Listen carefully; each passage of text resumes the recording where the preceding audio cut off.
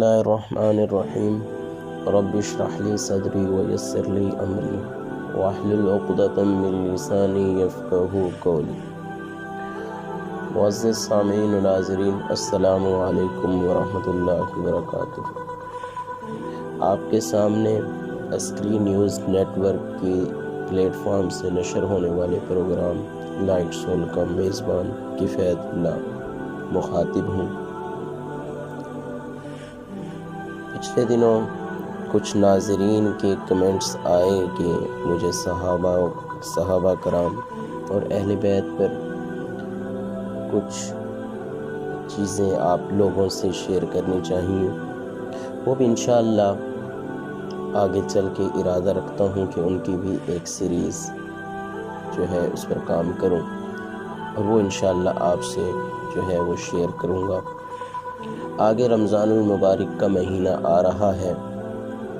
اللہ تعالیٰ رمضان شریف ہمیں نصیب فرمائے اور شعبان کی برکتوں سے ہمیں جو ہے عطا فرمائے۔ معزز سامعین و ناظرین، رمضان المبارک کا مہینہ ایک بابرکت مہینہ ہے۔ اس میں روزے فرض کیے گئے ہیں۔ اللہ تعالیٰ کا قرآن کہتا ہے کہ یہ روزے صرف آپ پر فرض نہیں کیے گئے، یہ ایک ایسی عبادت ہے جو ہم سے پچھلی قوموں پر بھی فرض تھی۔ اس کی خوبصورتی کیا ہے؟ اس کی خوبصورتی یہ ہے کہ اس میں ریا کا اندیشہ نہیں ہوتا، دکھاوے کا اندیشہ نہیں ہوتا۔ اب آپ نماز پڑھتے ہیں، دنیا دیکھ رہی ہے کہ یہ شخص نماز پڑھ رہا ہے، آپ کے دل میں ریا پیدا ہو سکتا ہے کہ دیکھیں دنیا دیکھ رہی ہے، مجھے نمازی کہے گی۔ لیکن اگر آپ نے روزہ رکھا ہوا ہے، آپ کا روزہ ہے، نفلی روزہ ہے یا فرضی روزہ ہے، اس کی طرف میں ابھی نہیں جاتا۔ آپ کا روزہ ہے، آپ سے کسی نے نہیں پوچھنا آپ کا روزہ ہے یا نہیں ہے، آپ نے صرف رب کی ذات کے لیے روزہ رکھا ہوا ہے، اور آپ کا روزہ ہے یہ صرف آپ جانتے ہیں یا آپ کا رب جانتا ہے، اور کوئی نہیں جانتا۔ اس لیے اللہ تعالیٰ نے کیا فرمایا؟ اللہ تعالیٰ نے فرمایا روزہ میرے لیے ہے، میں ہی اس کی جزا دوں گا۔ سب کو دیدار اللہ رب العزت کا ہوگا، لیکن اس کے لیے ایک وقت مقرر ہوگا جب اللہ تعالیٰ کا دیدار جنتی کر سکیں گے۔ وہ روزہ دار ایسا ہوگا، ایسا جنتی ہوگا، اللہ تعالیٰ ہم سب کو جنت میں جگہ عطا فرمائے، جہنم سے محفوظ رکھے، جو جب چاہے اللہ کا دیدار کر سکے گا۔ معزز سامعین و ناظرین، میں رمضان المبارک سے پہلے جو اس وقت مہینہ شروع ہو چکا ہے شعبان المعظم کا، اس پر تھوڑی سی گفتگو کرنا چاہوں گا۔ جب رجب کا مہینہ آتا تھا، جو پچھلا مہینہ گزرا ہے، اللہ کے نبی ایک دعا فرمایا کرتے تھے۔ وہ دعا کیا تھی؟ وہ دعا مانگا کرتے تھے، اللہم بارک لنا فی رجب و شعبان و بلغنا رمضان۔ اس دعا کا مطلب یہ ہے کہ یا اللہ ہمیں شعبان کی اور رجب کی برکتیں عطا فرما، برکت فرما، مبارک فرما، اور رمضان تک پہنچنا نصیب فرما، رمضان کے فیض ہمیں نصیب فرما۔ رمضان المبارک کی تیاری اللہ کے نبی یہیں سے شروع کر دیا کرتے تھے، اور روزوں کی مشق شروع کر دیا کرتے تھے، کیونکہ رمضان المبارک کے روزے فرض ہیں۔ رمضان المبارک کا ایک روزہ اگر آپ چھوڑ دیتے ہیں بنا کسی شرعی مجبوری کے، آپ پورا سال بھی روزے رکھتے رہیں، اس کے ثواب تک نہیں پہنچ سکتے۔ رمضان المبارک کے روزے فرض ہیں، ان کی مشق ضروری ہے، کیونکہ اللہ کے نبی نے بھی کی ہے۔ یہ فرض نہیں ہے، مشق کرنا فرض نہیں ہے، لیکن آپ علیہ الصلوۃ والسلام کی بہت سارے اعمال ایسے ہیں جو ہم سنت سمجھ کے چھوڑ دیتے ہیں، اور صحابہ سنت سمجھ کے کیا کرتے تھے۔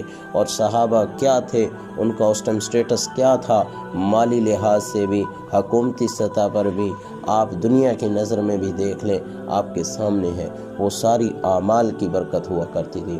ان صحابہ کے، ان اہل بیت کے اعمال پر، ان کے نقش قدم پر جب تک ہم مسلمان چلتے رہے، تب تک آپ دیکھ لیں کہ ہم مسلمانوں کی حیثیت کیا تھی، ہماری اپنی نظر میں، رب کی نظر میں، دنیا کی نظر میں۔ جب سے ہم نے صحابہ کو چھوڑا، ہم نبی کو چھوڑا، اہل بیت کو چھوڑا، ان سب کو ہم چھوڑتے گئے اور آج ہم ذلیل و خوار ہو رہے ہیں۔ ہم ہر دروازے پر جاتے ہیں لیکن ہم ایک در نہیں کھڑکاتے، جس در کی طرف سے اصل حل نکلنا ہے، جس در کی طرف سے اصل احکامات جاری ہونے ہیں۔ ایک اکیلا اللہ اس بات پر قادر ہے، وحدہ لا شریک ہے۔ پوری دنیا مل کر ہم سب کو ذلیل کرنا چاہے اور ایک اللہ رب العزت کی ذات ہمیں عزیز کرنا چاہے، عزت دینا چاہے، پوری دنیا مل کر بھی ہمیں ذلیل نہیں کر سکتی۔ اور اگر پوری دنیا مل کر ہمیں عزت دینا چاہے، ایک رب العزت کی ذات ہمیں ذلیل کرنا چاہے، پوری دنیا مل کر بھی ہمیں عزت نہیں دے سکتی۔ ہم میں سے کسی پر تکلیف آتی ہے، کوئی مصیبت آتی ہے، ہم بیمار ہو جاتے ہیں، ہمارا سب سے پہلا نظریہ، ہمارے مائنڈ میں سب سے پہلا خیال کیا آتا ہے؟ ہمارے مائنڈ میں یہ خیال آتا ہے کہ فلاں ڈاکٹر کو چیک کروانا ہے، فلاں ڈاکٹر کو ہاتھ دکھانا ہے، فلاں ڈاکٹر سے نمبر لینا ہے، نمبر لگوانا ہے، کہیں رش نہ لگ جائے۔ ہمیں اس ڈاکٹر کا خیال کیوں نہیں آتا، اس طبیب کا خیال کیوں نہیں آتا جس نے خود بیماری دی ہے، جو اس ڈاکٹر سے بہتر سمجھ سکتا ہے ان چیزوں کو۔ ہمیں اس سے دوستی لگانی ہوگی، ہمیں اس کی طرف موو کرنا ہوگا۔ ہماری سب سے دوستی مضبوط ہے، لیکن اللہ رب العزت سے ہماری کوئی دوستی نہیں ہے۔ وہ عطا کر دے بے نیاز ذات ہے، غفور الرحیم ہے، اس کی رحمت وسیع ہے، اس کی رحمت اس کے غصے پر حاوی ہے، لیکن کیا ہم نے اسی رحمت کو حویل کرنے کی کوشش کی ہے؟ ہمارے سارے کام ایسے ہیں، آپ ماضی قریب میں جا کر دیکھ لیں تو آپ کو اندازہ ہوگا کہ ہم پر کتنی بڑی مصیبتیں آئی ہیں۔ کرونا سے بڑی کوئی مصیبت ہے کیا؟ سیلاب سے بڑی کوئی مصیبت ہے؟ پورا ملک اس لپیٹ میں تھا۔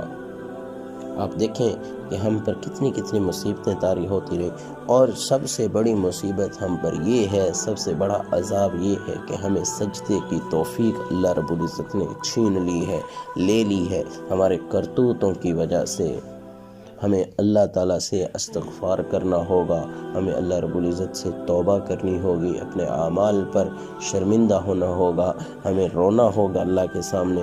آنے والا مہینہ رمضان المبارک کا مہینہ ہے، ابھی سے اس چیز کی پریکٹس شروع کر دیں، ابھی سے اس چیز کی مشق شروع کر دیں کہ ہم نے رمضان المبارک کے روزے رکھنے ہیں، آپ ابھی سے مشق شروع کر دیں۔ ہم نے روٹین کیا رکھنی ہے، ابھی سے مشق شروع کر دیں۔ ہماری نمازیں سکپ نہ ہوں، ہماری دنیا داری کے 100 کام سکپ ہو جائیں، رہ جائیں، لیکن نمازیں سکپ نہ ہوں، ہمارے سارے کام رہ جائیں۔ قرآن پاک کی تلاوت وتھ ٹرانسلیشن مس نہیں ہونی چاہیے۔ ہماری دوسری عبادات، ذکر، اذکار، ساری چیزیں ہماری ایسے ہو جائیں، اور یہ صرف رمضان المبارک کے لیے مت کریں، پوری زندگی کا ان کو معمول بنا لیں۔ انشاءاللہ اللہ بھی ہمارے ساتھ ہوگا، اور دنیا تو اللہ نے بنائی ہی ہمارے لیے ہے۔ بس یہ ہے کہ ہم نے اللہ کو فالو کرنا ہے، پھر اللہ بھی ہمارا ہے، اللہ والے بھی ہمارے ہیں۔ اللہ تعالی ہم سب کو ہدایت عطا فرمائے، اللہ تعالی ہمیں توبہ کی توفیق اور اس پر استقامت عطا فرمائے۔ جزاکم اللہ خیرا کثیرا۔